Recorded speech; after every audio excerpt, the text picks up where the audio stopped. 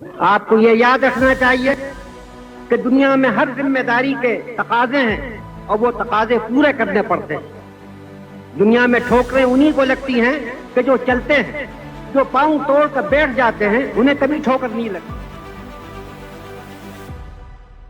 بھارتی تاریخ میں ایک ایسا نام جس نے کم سنی میں اپنی ذہانت و فطانت سے ملک و قوم کو حیران و شستر کر دیا۔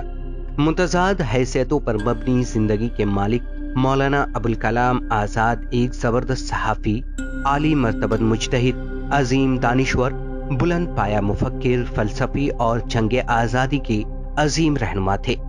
مولانا ابوالکلام آزاد کی پیدائش 1888 میں مکہ معظمہ میں ہوئی۔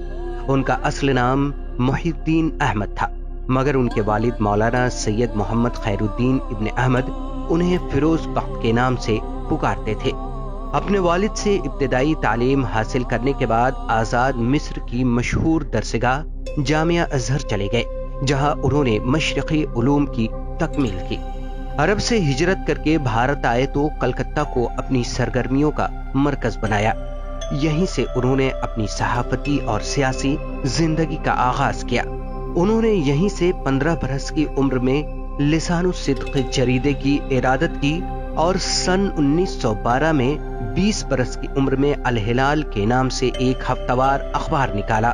یہ پہلا باتصویر سیاسی اخبار تھا۔ اس اخبار میں انگریزوں کی پالیسیوں کے خلاف مضامین شائع ہوتے تھے، جس پر انگریز حکومت نے پابندی لگا دی۔ اس کے بعد مولانا آزاد نے انگریز مخالف پالیسیوں پر دوسرا البلاغ اخبار جاری کیا۔ مولانا آزاد کا مقصد جہاں انگریزوں کی مخالفت تھا، وہیں قومی ہم آہنگی اور ہندو مسلم اتحاد پر ان کا پورا زور تھا۔ انہوں نے اپنے اخبارات کے ذریعے قومی وطنی جذبات کو بیدار کرنے کی کوشش کی۔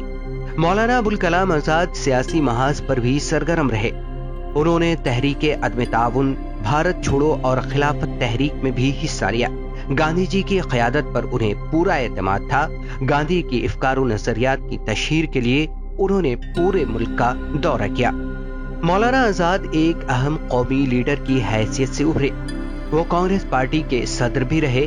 تحریک آزادی کے دوران انہیں جیل کی مشقتیں بھی سہنی پڑی۔ بھارت کی آزادی کے بعد مولانا آزاد ملک کے پہلے وزیر تعلیم بنائے گئے۔ انہوں نے وزیر تعلیم کی حیثیت سے بہت سے اہم کارنامے انجام دیے۔ یونیورسٹی گرانٹ کمیشن اور دیگر تکنیکی، تحقیقی اور ثقافتی ادارے انہی کی دین ہے۔ مولانا آزاد صرف ایک سیاستدان نہیں بلکہ ایک صاحب طرز ادیب، بہترین صحافی اور مفسر بھی تھے۔ انہوں نے شاعری بھی کی، انشائیے بھی لکھے، سائنسی مضامین بھی تحریر کیے، علم و تحقیقی مقالات بھی لکھے، قرآن کی تفسیر بھی لکھی۔ غبار خاطر، تذکرہ، ترجمان القرآن ان کی اہم تصانیف ہیں۔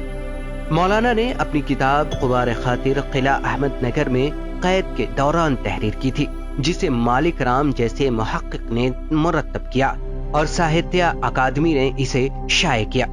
مولانا آزاد اپنے عہد کے خداداد صلاحیتوں کے مالک شخص تھے، جس کا اعتراف پوری علمی دنیا کو ہے، اور اسی ذہانت، لیاقت اور مجموعی خدمات کے اعتراف میں انہیں بھارت رتن سے نوازا گیا تھا۔ مولانا آزاد کا انتقال 2 فروری 1958 کو ہوا۔ اردو بازار جامع مسجد دہلی کے احاطے میں ان کا مدفن واقع ہے۔